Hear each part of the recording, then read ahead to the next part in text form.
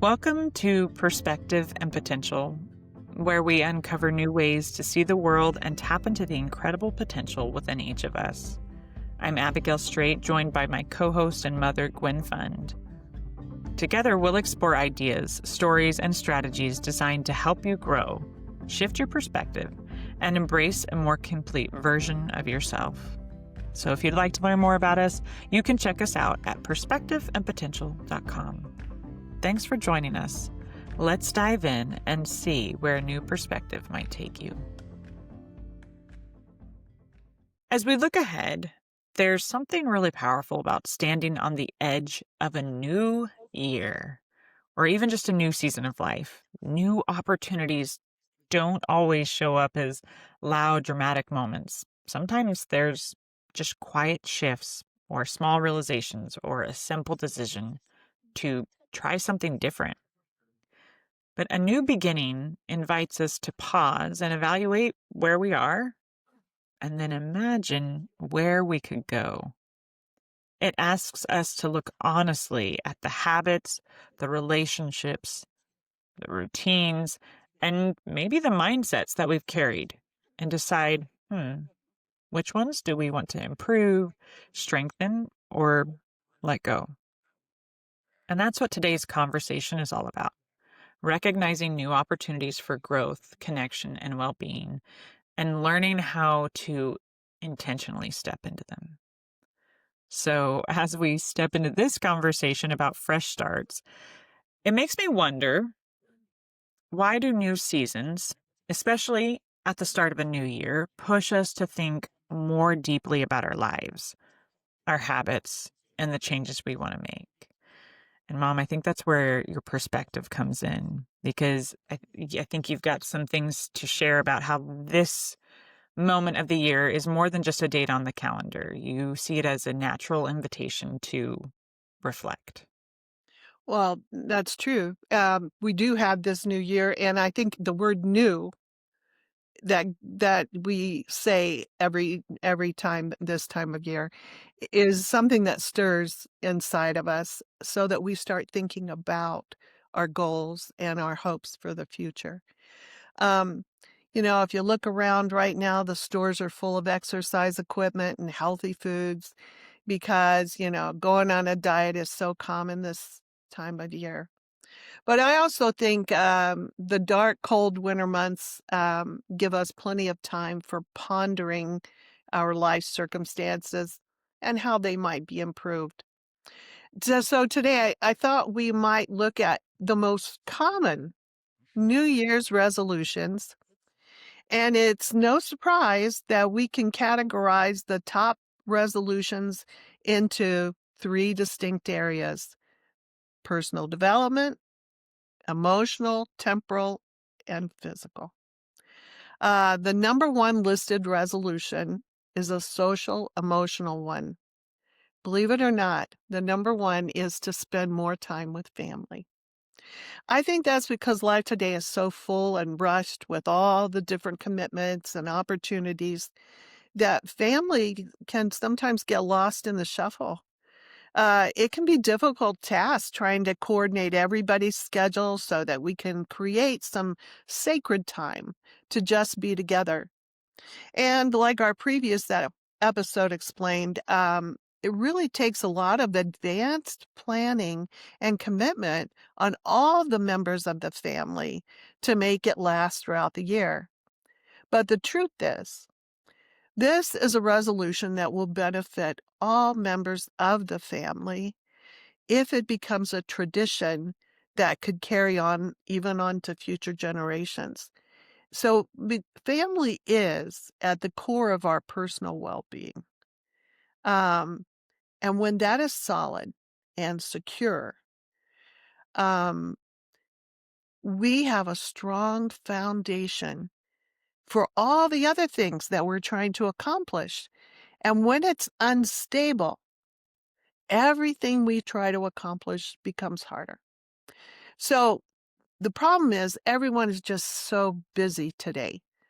Now, I grew up in a much slower paced environment we, as a family, when I was a child, always had supper together.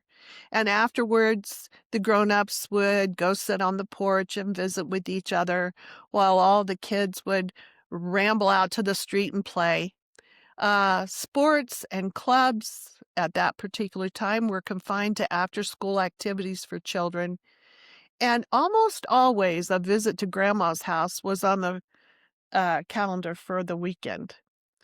So, other leading emotional strengthening resolutions might also include reading more, meditating regularly, adopting some kind of a hobby, volunteering, or planning a meaningful vacation. Because self care is something we all know that we need, but many times this area comes last on the list of all the many other things that we have to do. But we would do well to remember that the old saying that you can't pour from an empty pitcher. In our constant rush, we can deplete ourselves physically and emotionally, and then we have nothing left to give to others. So, just like the airline instruction to put on your own oxygen mask first before you help someone else, I think we need to remember that so that we can empower others more successfully if we first empower ourselves. I love how you framed that because it reminds me that resolutions aren't really about perfection. They're about direction. Most of us don't set goals because we're trying to create a brand new identity.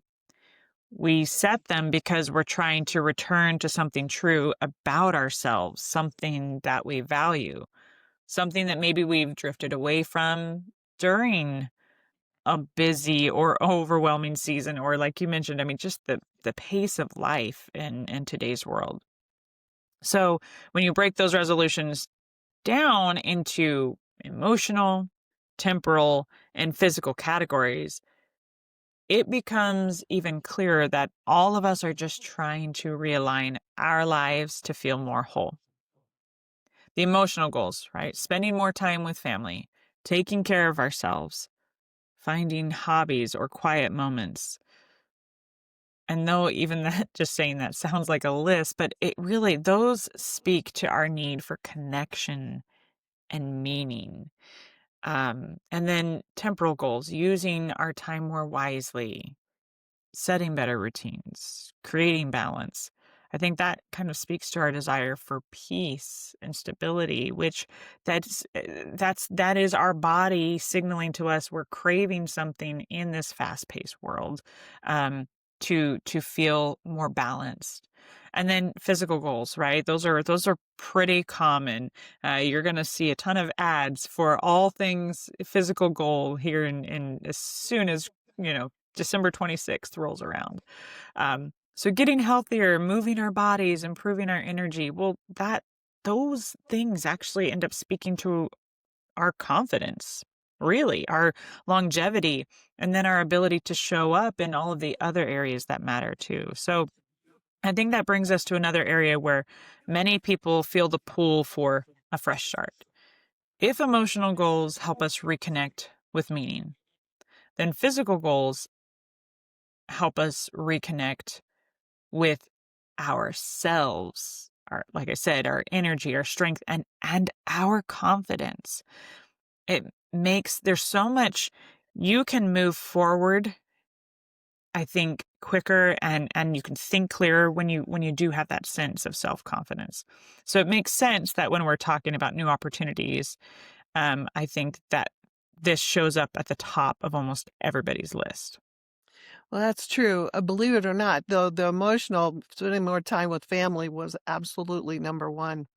But high also on that list are the physical health desires. And these include things like losing weight or eating better, exercising more, getting better sleep, or even to the overcoming of addictions like smoking and drinking. Um, so I think it's pretty understandable after the indulgence of a holiday season that we feel ready to refocus on ourselves and our health. But the truth of it is that pretty soon we're going to face Valentine's Day with chocolate and Easter candy rushes. And then there's going to be Memorial Day picnics and summer barbecues. And the point is that temptations are always going to show up, and work routines and daily stresses are going to be never ending. So if we are using food as a medicine for our souls, it can be a losing battle. So it's important to note that we can't just stop doing things that have served a purpose in our lives. We need to replace the undesired habit with a better alternative. And while most of us probably do eat too much or probably don't make the best food choices, we also need to understand that genetics are an important player in our physical statures. The truth of it is that we can't all be tall, thin models. And, we do have different body structures, and we need to learn to love and appreciate uh, and try to become the best that we can be and not try to, force ourselves into an image that doesn't work for us. Well, and learning to appreciate who your true potential is, right? And the joy and fulfillment that comes from developing this person that divinely are. I think it's so important to take that honest look at why physical goals feel both motivating and overwhelming, right? Because the truth is, we often treat health changes like it's just a willpower, when really it's about identity, routines, and then those coping mechanisms that formed long before January ever even rolled around. And you're right, we can't talk about health without acknowledging reality. Life is full of birthdays and birthday cake and celebration, late nights, right? Maybe skipping dinner and didn't get to eat until later in the evening, stress, and moments where convenience wins over intention. I know, we're just talking to my husband and I were just talking the other day as football season for our children wrapped up. And we traditionally have date nights on Friday nights, but during football season, we jokingly talk about how we're grabbing a hamburger on the way to the football game almost every single week. So instead of pretending that we'll just suddenly become perfect versions of ourselves, the real opportunity is to understand why certain habits have held such a strong place in our lives, and then maybe what we can put in their place that nourishes us instead of numbing us. The other important reminder, though, is that health does not look the same on every person, right? And that's acknowledging, like you said, we're not always going to look like what is portrayed as the desired, image. But genetics, history, metabolism, lifestyle, past experiences, right? Sometimes life leaves us with actual physical scars. All of these things shape our physical realities. So the goal shouldn't be to fit a mold. The goal should be to feel stronger, to be more energized, and then more aligned with what our bodies need at this season of life. I don't know if it's something to do with being a mother or just, but I feel like over time, I've started to identify. I say being a mother because sometimes the pregnant mother has those cravings, and it's often, well, that's what the baby needs, and we can kind of con ourselves into some things, but the truth is sometimes our body really is telling us exactly what it needs. And so when we shift our mindset from punishment to partnership, I think everything changes. Then it becomes less about fixing ourselves and more about caring for ourselves, right? Less about restriction, more about replacement, and less about chasing that perfection, but instead building habits that support who we're becoming. So, if emotional goals strengthen our relationships and physical goals strengthen our bodies, then I think these next goals strengthen our future because new opportunities aren't just about who we are today, it's about who we're becoming. So, let's dive into the resolutions that shape our time, our resources, and the direction of our lives. Awesome. That third category is a very temporal one. It's temporal and financial. It includes things like saving money, getting out of debt, which is understandable after you've had Christmas, right? For sure. But also it's about learning a new skill or maybe getting a new job or learning how to live on a budget. And sometimes these really are necessity driven because Christmas can wreck a budget or at least cause us enough anxiety to know that something needs to change regarding our finances in the coming year. Now, here's the brutal, honest truth, and it's very discouraging in many ways. Most New Year's resolutions fail. Only about 9% will endure throughout the year.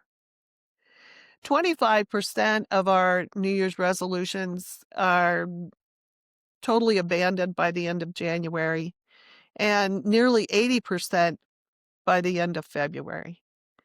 And most of them fail for this one reason: we never turn them into habits.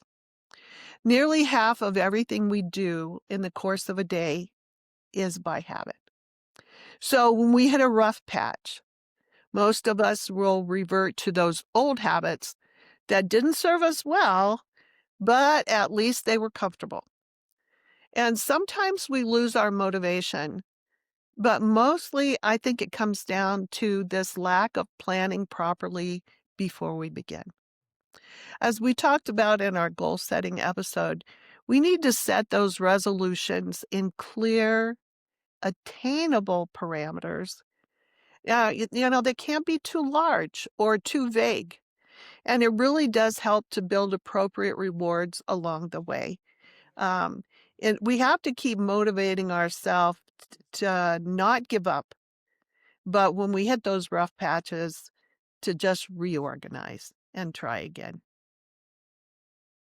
What I really love about this part of the conversation that we've had today is that it exposes the heart of why resolutions can be challenging, but also why they're still worth pursuing, right? Temporal and financial goals require discipline, honesty, and then delayed gratification. This world does not really promote a lot of that.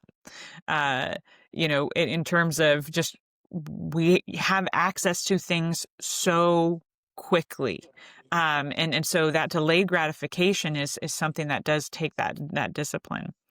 Um, so saving money, building skills, paying down debt, changing careers, those are not overnight transformation kinds of goals.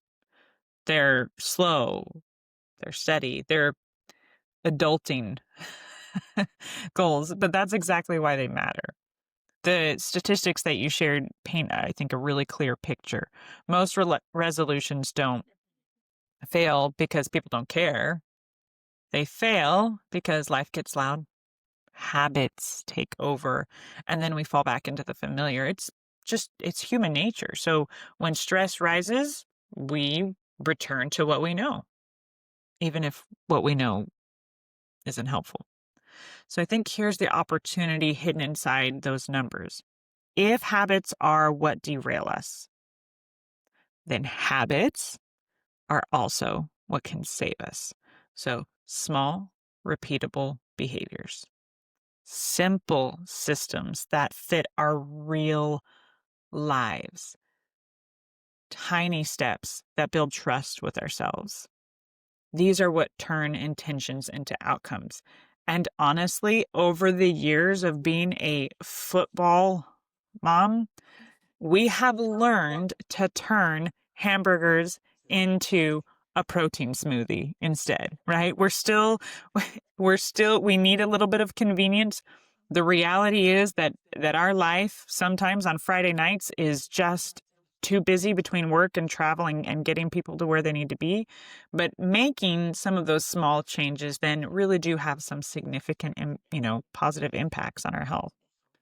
So, when we take the time to prepare, to structure our routines, and to align our daily choices with the future that we want, then the resolutions we set stop feeling like pressure and they start feeling like empowered opportunities. So, as we reflect back on what we talked today, and we look ahead to new opportunities, here's a few simple truths that we can carry with us. Awareness is the first step. Noticing what needs to change is already progress. Our emotional goals ground us. Strong relationships and real self care make everything else easier. Our physical goals about feeling better, not perfection. Small, steady steps matter the most. Financial and time goals shape our future. So even those tiny adjustments can create a lasting impact. Habits, good or bad, make or break our resolutions. So when we shift our routines, our results will follow. Trust the process. Every day can be a fresh start. We don't have to wait for January to choose something better. If you'd like to learn more about this podcast, please be sure to follow us on Facebook and Instagram. We'd love to hear from you. Your input helps shape the conversation and makes perspective and potential even more impactful. We're Gwen and Abby, and you've been listening to Perspective and Potential. Until next time, keep exploring new perspectives, and remember that every small change can lead to something big. Food for thought. Bon appetit.